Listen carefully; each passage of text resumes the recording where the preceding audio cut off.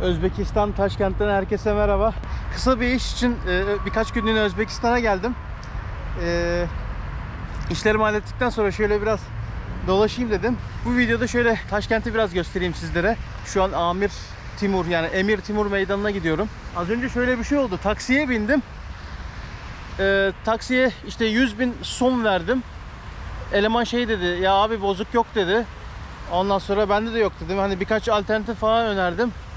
Tamam dedi, şey yapmadı, almadı. Yani tutan ücret de 12.500 som tuttu. Yani böyle 1.2 dolar falan.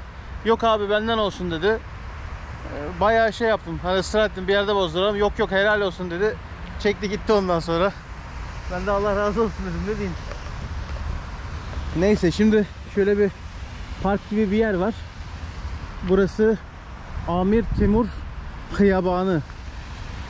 Yani Emir Timur Meydanı. Evet, Emir Timur Meydanı'na geldik. Böyle bir yer, böyle genişçe bir meydan, park gibi etrafı. İşte bakın, Türk-Moğol komutan Timur'un heykeli. Neden burada heykel var diyecek olursanız, Timur birçoğunuzun bildiği üzere Özbekistan sınırları içinde doğmuş. O yüzden buraya, yani Özbekler sahip çıkıyor. Özbek Timur diye. O yüzden buraya bir şey yapmışlar. Bir anıt yapmışlar. Şöyle bakalım burada ne yazıyor. 1993 yılında Özbekistan Cumhuriyeti'nin ilk Cumhurbaşkanı İslam Kerimov tarafından 1993 yılında bu anıt buraya yaptırıldı diyor. Timur bildiğiniz üzere tarih derslerinde hani şey derlerdi ya hep, 1402 Ankara Savaşı'nda Osmanlıları, Yıldırım Beyazıt'ı mağlup edip Anadolu'ya kadar girdi. İşte Sivas'ı falan yaktı derlerdi. İşte o Timur, bu Timur. Böyle de bir şey, bilgi vereyim istedim. Timur'un kurduğu Timur İmparatorluğu'na ait Timurlular Müzesi var şu Aziler'de. Ama vaktim kalırsa gideceğim. Şimdilik bu tarafa doğru Özbekistan Tarihi Müzesi var. Oraya doğru gideceğim. Dediğim gibi zaman kalırsa öbür tarafa da geçeriz.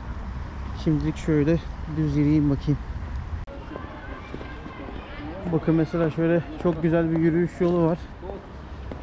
Buralarda sağda solda böyle yiyecek içecek satılan standlar, kiosklar falan var. Tam böyle şeyde, şu karşı taraf Timur Meydanı. Tam onun karşısındaki şöyle bir yol var. Böyle.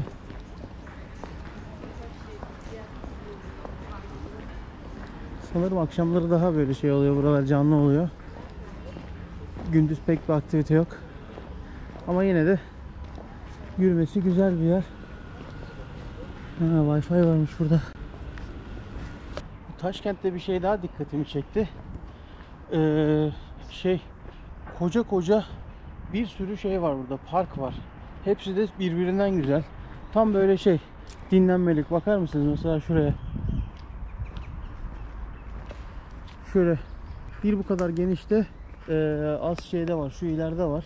Yani her yerde böyle bir sürü park var. Park var. Çok güzel. Sessiz. Hiç gürültü de yok. Bakın yolun öbür tarafına döndüm. Üst tarafına. Orada da kocaman bir tane park var.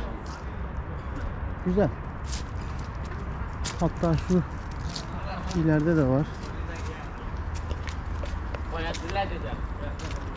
Bakın şu binada 15. yüzyılda yaşamış ünlü Türk şair Alişir Nevai'nin ismine atfedilmiş bir tiyatro. Şöyle, ama şu an benim gitmem gereken yer Tarih Müzesi. Şöyle şuradan yere doğru gideceğim sanırım. Bakın Tarih Müzesi de burası. Üst tarafında şöyle bir havuz var. binası da böyle. Gayet büyük gözüküyor. Şimdi şuradan içeri girelim bakalım.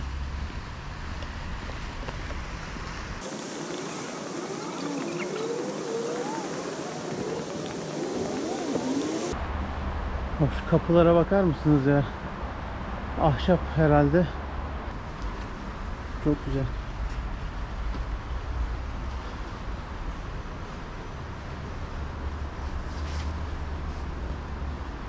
Burası da öyle. Özbekistan. İşte tam bir tarih müzesine yakışacak şekilde yapılan bir kapı.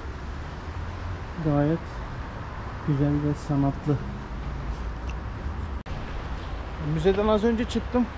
Girişi için 50.000 sum istiyorlar. Yani yaklaşık 5 dolara falan denk geliyor. Bu arada yani 1 dolar 11.000 sum gibi bir şey yapıyor. Yani kolaylık olması açısından direkt şeye bölebilirsiniz. 10.000'e bölebilirsiniz. Yani 50.000 som 5 dolar gibi düşünebilirsiniz. Tekrar göstereyim. Dış tarafı böyle. Açıkçası ben daha çok eserin olduğunu düşünüyordum. Beklediğim kadar büyük bir yer değilmiş. Sadece 2 kat. Sadece 2 kattan oluşuyor. İlk katında böyle işte ilk çağlardan falan bahsediyor. Ondan sonra böyle asırlarca devam ediyor. İşte Timur İmparatorluğundan, ondan sonraki dönemlerden bahsediyor. Yani mesela Timur İmparatorluğu bu topraklar için çok önemli bir hanedanlık. Hani ona ayrılan yer bile çok az. Yani nasıl diyeyim, böyle bir 10 metrelik 10 metre uzunluğu bir cam mekan bir yer var. Orada işte çeşitli resimler, eserler falan var. Bu kadar. Üst tarafına zaten bence hiç gitmeye gerek yok. Üst kısmında da işte İslam Kerimov'la birlikte, yani İslam Kerimov'dan falan bahsediyor. İşte Özbekistan'ın bağımsızlığından, yaptığı siyasi işbirliklerinden, işte Özbekistan demir yollarından falan bahsediyor. Yani bunları da çok kolay internetten, gazetelerden falan görebileceğiniz tarzda şeyler. Yine de Özbekistan'a gelirsiniz, bence uğramalısınız. Yani vaktiniz varsa uğrayın. Şimdi burada da işim bitti. Aslında çok da fazla vaktim kalmadı ama şuradan bir metroya atlayıp bir tane pazar varmış, oraya doğru gitmek istiyorum. Oralara bir bakalım ne var ne yok. Çarşı pazar mı, böyle çorşu mu, böyle çorşu pazar, böyle bir tane pazar var, oraya gitmek istiyorum. Oraya bir bakayım ne var ne yok.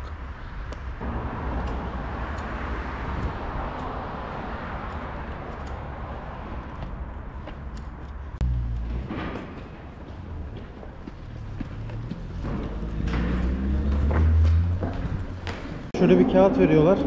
Bunu buraya okutuyorsunuz. Şöyle barkod okutma yerleri var. Oraları okutuyorsunuz bu şeyi. Kağıdı. 1400 summuş şey. 1400 sum bilet. Yani ne yapıyor? 2,5 lira falan yapıyor. Şöyle metroyu göstereyim. Metronun içi böyle. Ukrayna'da da görmüştüm bu tarz böyle dekorasyonu.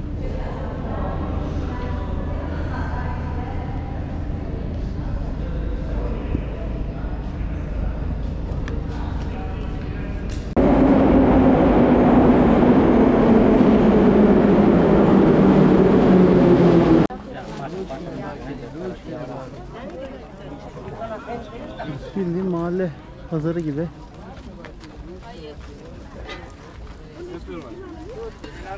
Böyle her türlü şey var.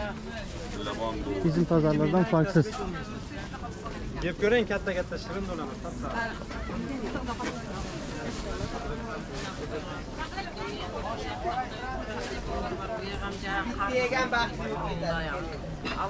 Parfüm var, sonra terlik falan. Bazı yerlerde yiyecek içecek var. Şöyle insan pide satıyor.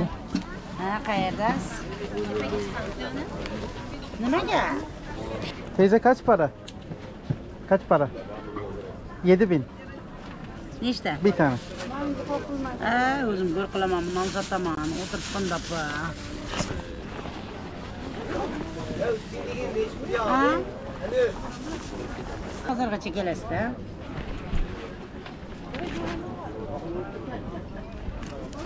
Makalda çalgı ayranman.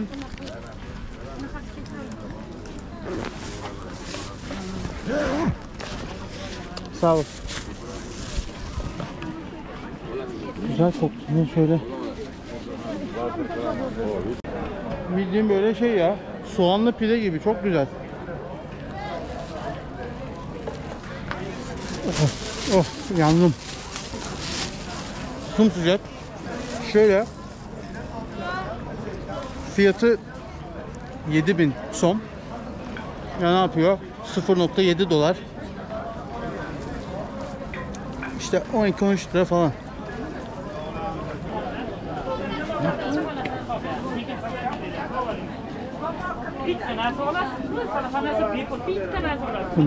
Bizim mahalle pazarı ya, aynı. Bir farkı yok. Kurutulmuş balık da satıyorlar.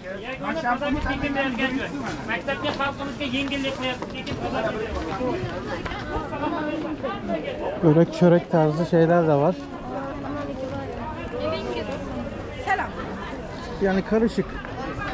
Çamaşır, iç giyim vesaire var. Ondan sonra şu iç taraflarda meyve sebze var.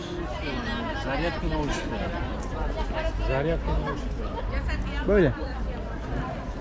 Burayı da bir göz atmak istedim. Şimdi bakayım. Böyle biraz daha dolanalım bakalım. Bakın çarşıdan çıktım, şöyle bir yere geldim. Burası da ne bileyim, yemek yeme yerleri sanırım. Aynen. Sağlı sollu hep şey. Oo güzelmiş lan, bilseydim pide yemezdim ya. Sağlı sollu ne güzel ızgara şeyler yapıyorlar. Et, tavuk.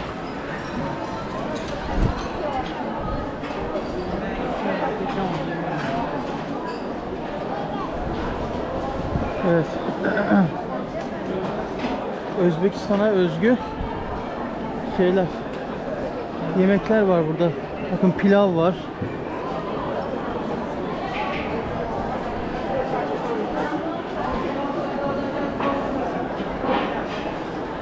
Aynen.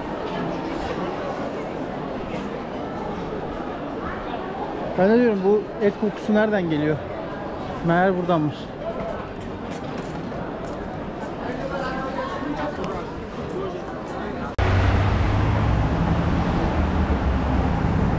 Здравствуйте.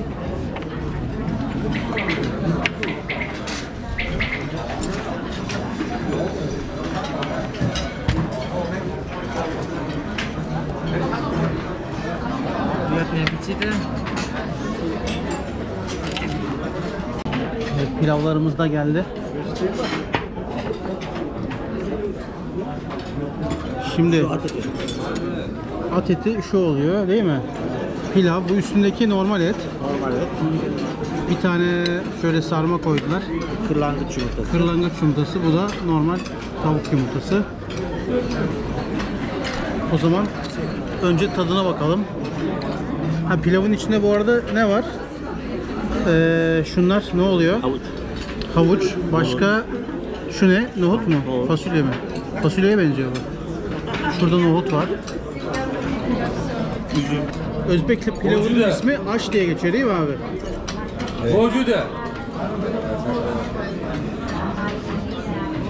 Burası en bir meşhur olan yer aş merkezi. Aş merkezi. İsmi de Beş Kazan. Değil mi? Beş Kazan.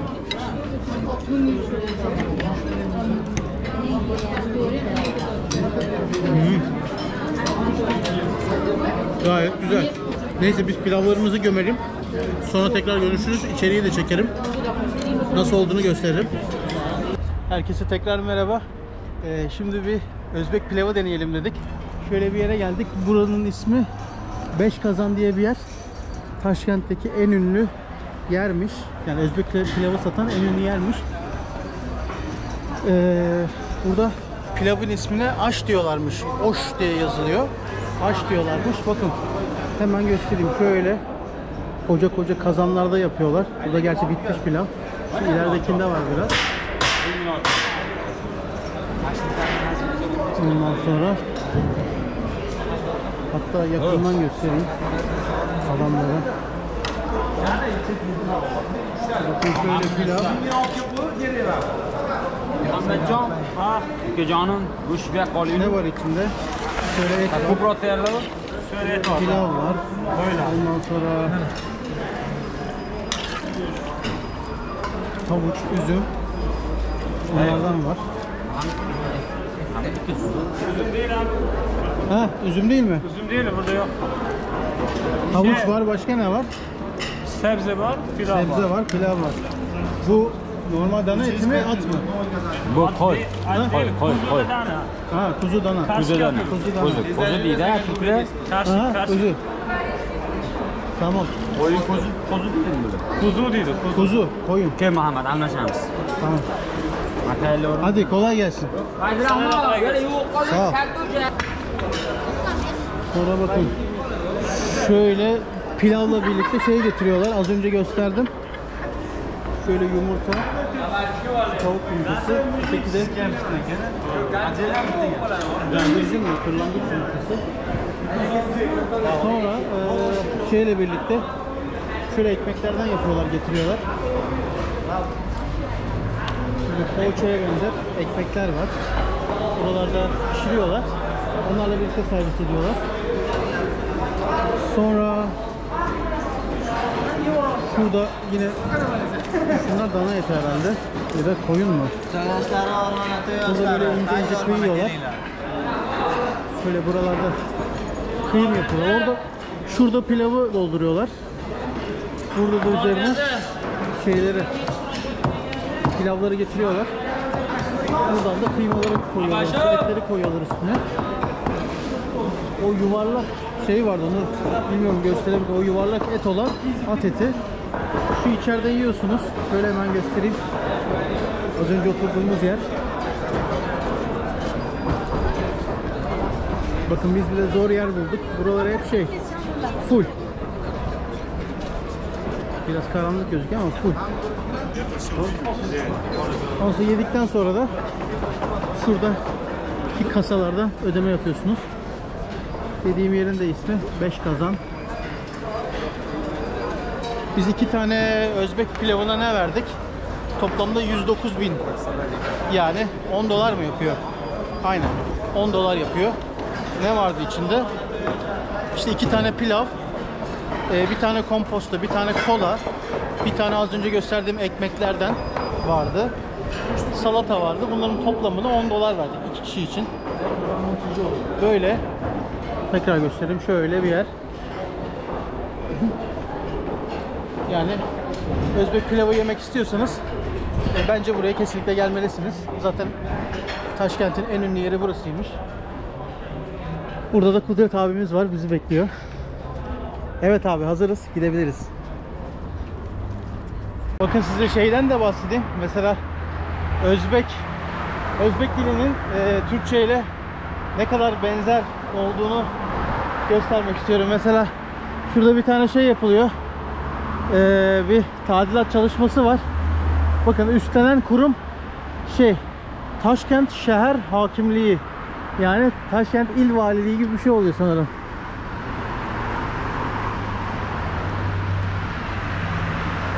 Şimdi evet arkadaşlar, bu geldiğim yerde Hazreti İmam Kompleksi diye geçiyor. Burada hem cami var. Şöyle minaresini de göstereyim.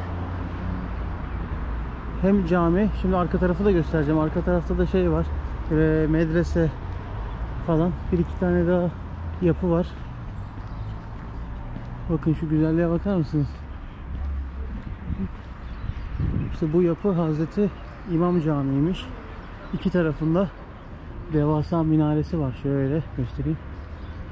İşte caminin girişi burası. U şeklinde. Bakın U şeklinde şöyle devam ediyor.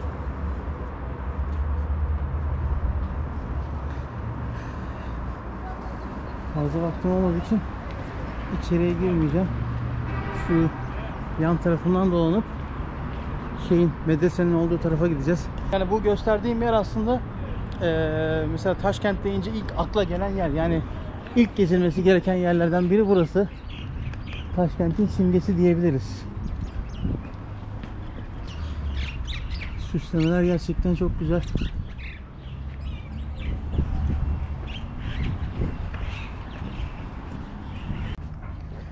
Bakın işte bu geldiğim yerde, şu tam karşıdaki yer Barakhan Medresesi.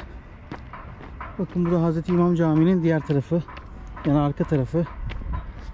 Şöyle hızlıca göstereyim.